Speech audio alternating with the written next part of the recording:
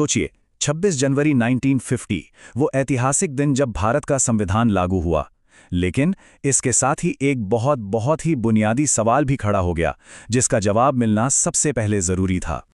तो सवाल ये था कि जब भारत एक गणराज्य बना तो आधिकारिक तौर पर इस देश का नागरिक कौन था। यही वो पहेली थी, वो सबसे बड़ी चुनौती थी जो हमारे संविधान बनाने वालों के सामने थी। उन्हें तय करना था कि इस बिल्कुल नए देश के सबसे पहले नागरिक आखिर कौन होंगे।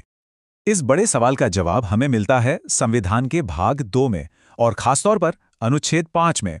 असल में यही वो नींव का पत्थर है जिसने भारत में रहने वाले ज्यादातर लोगों के लिए नागरिकता की परिभाषा तय की। तो ये अनुच्छेद 5 आखिर था क्या? देखिए, इसने एक बहुत ही साफ, कह सकते हैं, एक ऑटोमेटिक टेस्ट तैयार किया। मतलब इसने ये तय किया कि जिस पल संविधान शुरू हुआ, ठीक उसी पल से किसे भारत का नागरिक माना जाएगा। इसके लिए 3 बहुत ही सीधी साधी शर्तें रखी गईं। कोई कंफ्यूजन नहीं, बिल्कुल साफ नियम। इसे समझना ना बहुत ही आसान है। देखिए, 3 रास्ते दिए गए। पहला, कि किसी का जन्म भारत में हुआ हो, या दूसरा, उसके माता पिता में से कोई एक भारत में जन्मा हो, या फिर तीसरा, वो संविधान लागू होने से ठीक पहले कम से कम 5 साल से भारत में रह रहा हो। और सबसे मजेदार बात क्या थी कि इन 3 में से सिर्फ एक शर्त पूरी करनी थी, बस। मतलब अगर किसी का जन्म भारत में हुआ तो बात वहीं खत्म, बाकी कुछ देखने की जरूरत ही नहीं। इसी एक नियम से संविधान लागू होते ही लाखों करोड़ों लोगों की नागरिकता अपने आप पक्की हो गई। लेकिन कहानी इतनी सीधी नहीं थी। एक बहुत बड़ी और मुश्किल चुनौती सामने खड़ी थी। वो थी भारत के विभाजन की सच्चाई और उसके कारण हुआ लोगों का भारी विस्थापन। ये एक ऐसी पहेली थी जिसे सुलझाना आसान नहीं था। सोचिए, लाखों लोग थे जो नई बनी सीमाओं को पार करके आ जा रहे थे। उनके लिए क्या होगा? ये सिर्फ कुछ आंकड़े नहीं थे, ये लाखों लोगों की जिंदगियों का सवाल था। तो इस असाधारण, पहले कभी न देखी गई स्थिति से निपटने के लिए संविधान में खास तौर पर अनुच्छेद 6 और 7 को जोड़ा गया। यहां पर एक तारीख बहुत बहुत जरूरी हो जाती है, 19 जुलाई 1948। इस तारीख ने एक लकीर खींच दी। इसने पाकिस्तान से आने वाले लोगों को 2 अलग-अलग ग्रुप्स में बांट दिया, और दोनों के लिए नागरिकता के नियम भी अलग-अलग थे। देखते हैं ये कैसे काम करता था। तो देखिए, फर्क बिल्कुल साफ था।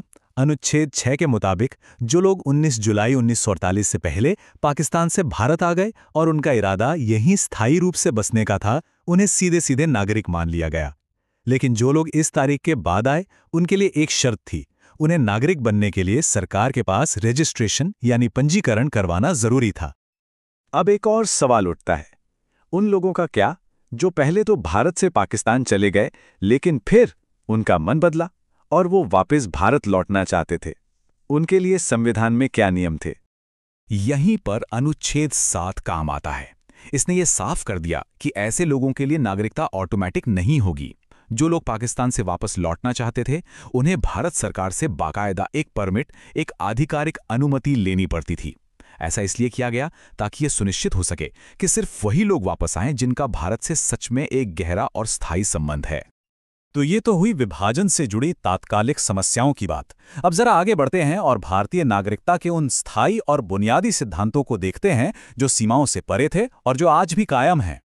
अगले कुछ अनुच्छेद, मतलब अनुच्छेद 8, 9 और 10, नागरिकता के लिए एक स्थायी कानूनी ढांचा तैयार करते हैं। ये सिर्फ उस समय के लिए नहीं थे, बल्कि आने वाले भविष्य को ध्यान में रखकर बनाए गए थे। संविधान बनाने वालों ने उन लोगों को नहीं भुलाया जो थे तो भारतीय मूल के, लेकिन विदेश में रह रहे थे। अनुच्छेद 8 ने ऐसे लोगों को, जिन्हें हम डायस्पोरा कहते हैं, भारत से जोड़ने का एक रास्ता दिया। वे अपने देश में मौजूद भारतीय दूतावास या कॉन्सुलेट में जाकर खुद को एक भारतीय नागरिक के तौर पर रजिस्टर करवा सकते थे।